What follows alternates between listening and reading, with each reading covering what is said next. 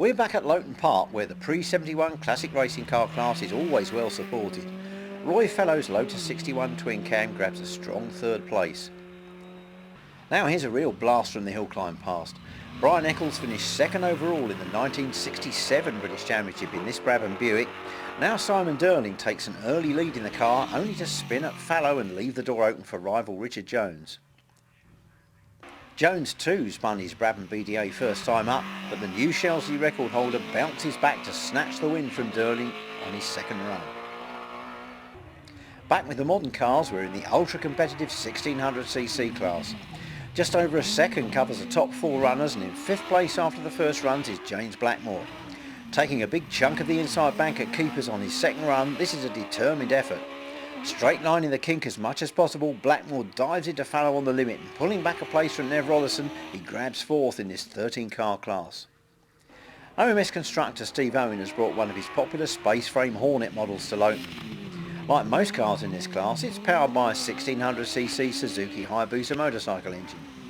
Steve's made the British runoff cut 3 times already this year, but each time in carbon tub versions of his cars. But he's going well today in the space frame Hornet and holds a strong third in class behind regular front runners Will Hall and Einan Price. Here's Price now. He's holding second place behind Will Hall, but the force is slowing. He's blown the run with a spin at loggerheads and pulls off into the paddock. Today he'll have to settle for the runner-up spot behind this man. Will Hall is on top form today. 2 runs in the 47s bring him within a quarter of a second of the class record and qualifies bike engine force for each of the 2 British runoffs. A brilliant second shot qualifies 6th, level with Paul Ranson's V8 Gould, and he's even faster in the runoff itself. 12th on the British table at the end of the day, he's just 3 points behind his great rival Einan Price.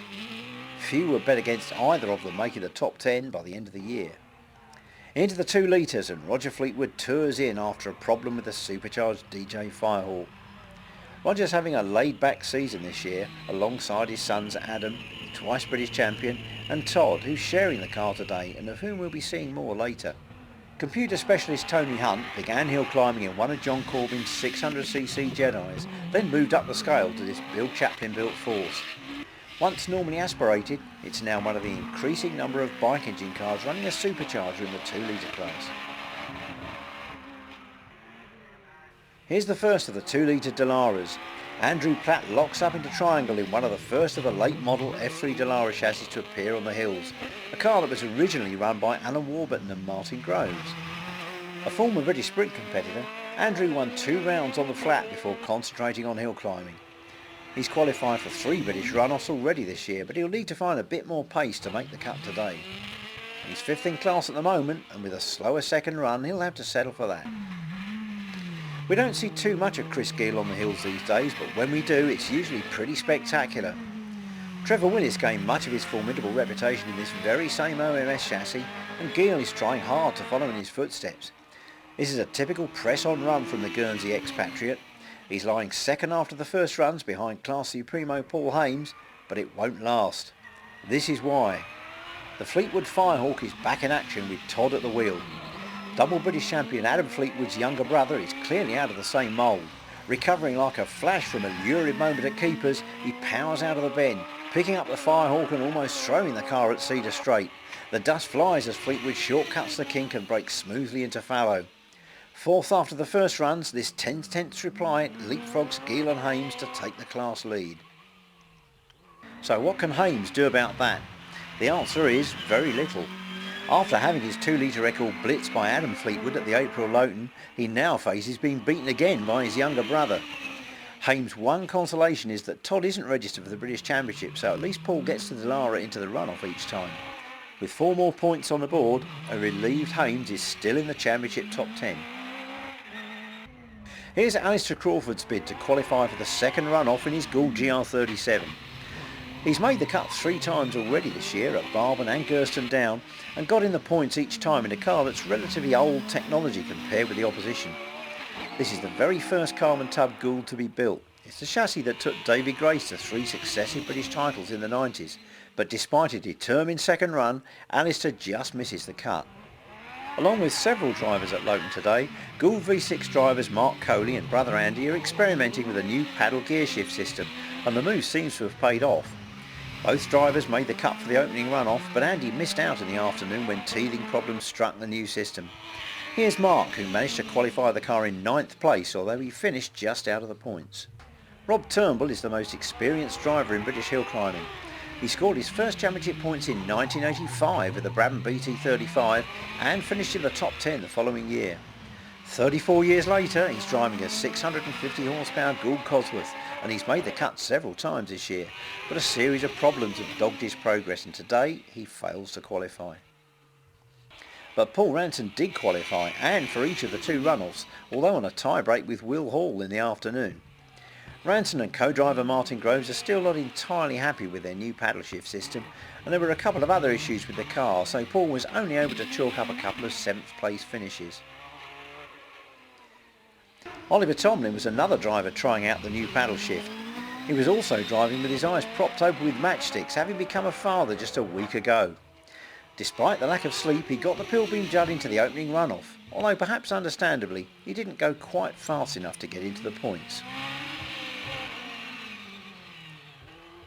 Apart from being Roger Moran's local hill, Loton Park is especially significant to him because it's the place where he scored his first ever FTD, not in a single-seater but at the wheel of a rally escort. You can see from the way he attacks keepers that he knows the way through Sir Michael Leighton's Deer Park like the back of his hand. Far from being content to let Scott do all the winning these days, the 1997 champion can still give a good account of himself. 5th in the opening runoff, he qualified 2nd behind Scott for the second shootout and converted that to a strong 4th place with British points at stake. We're well into the opening runoff and all heads turn towards Fletcher's. Well, that's an unusual approach by Tom New. He can't believe it and shakes his head. This is going to need a recovery truck as the Gould seems to be beached by a significant dip on the inside of the corner. Here it comes now from its base near the top of the hill at Fallow. Fortunately, damage to the Gould is slight. One F1 style barge board has gone and there's a bit missing from the aero tunnel, but otherwise the car is fine. But with Chris Merrick due to drive the car in a few minutes' time, there'll need to be some pretty smart work in the paddock to check the car over and turn it round in time for him to take his run. In runoff number 2, New is determined to make amends. The Gould hurtles into triangle on the limit, the tail snaps out and just look at those black lines as Tom boots the throttle to hurl the car towards keepers. He's on a real charge now, full bore up the straight, and that's total commitment through the kink. Remember Shelsley just a week ago when he recovered from a trip into the barrier to finish 4th in the closing runoff? This looks like a replay. Well, it's not 4th, but 6th is still an excellent recovery, and he's right behind his co-driver.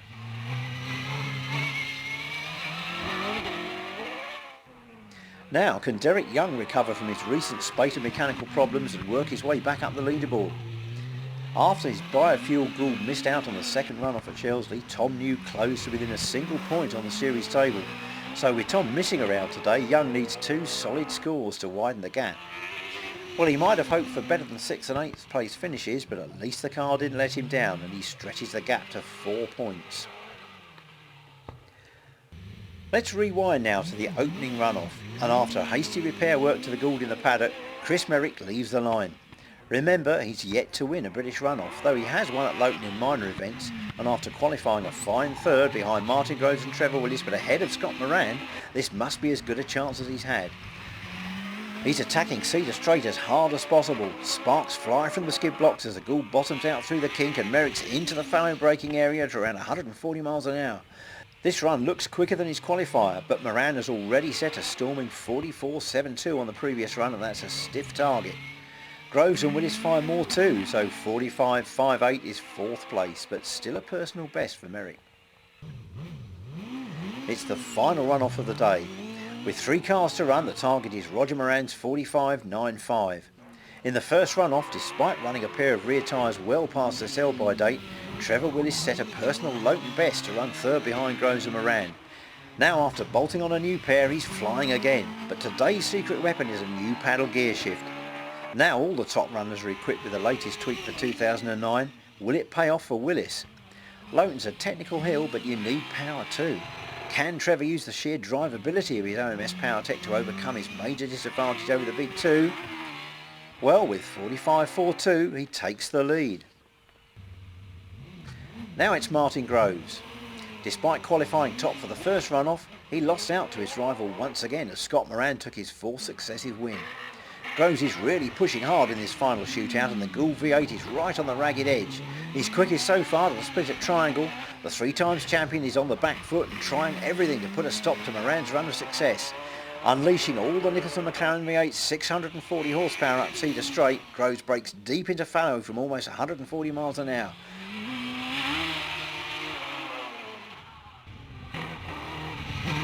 That's a brilliant passage through the critical final section and he stops the clocks on 45.18. That's the lead. So it's all down to championship leader Scott Moran. Into Triangle with the Gould's traction control working overtime, there are none of the fireworks we saw on his rival's run a few moments ago. He almost makes it look easy. Smooth, controlled speed is the name of the game. Through the flat-out kink for the last time and into the final section, Scott allows himself just a little tyre-smoking exuberance as he breaks for museum. And maybe those vital 600s prevented him from matching his earlier FTD, but it's still the only sub-45 of the afternoon and a Loton clean sweep for the defending champion. So with 2 wins over Martin Groves at Loton Park, Scott Moran stretches his championship lead to 5 points. But Groves still has a round in hand, and with the series yet to reach the halfway mark, it's clear that this one could go all the way. A consistent weekend for Trevor Willis has paid off and he's finally level with Chris Merrick in 3rd place. And after a good day at his local hill, Roger Moran has closed to within a single point of Paul Ranson. Join us next time as we move up country to Harewood in Yorkshire and down to glorious Devon and Wiscombe Park.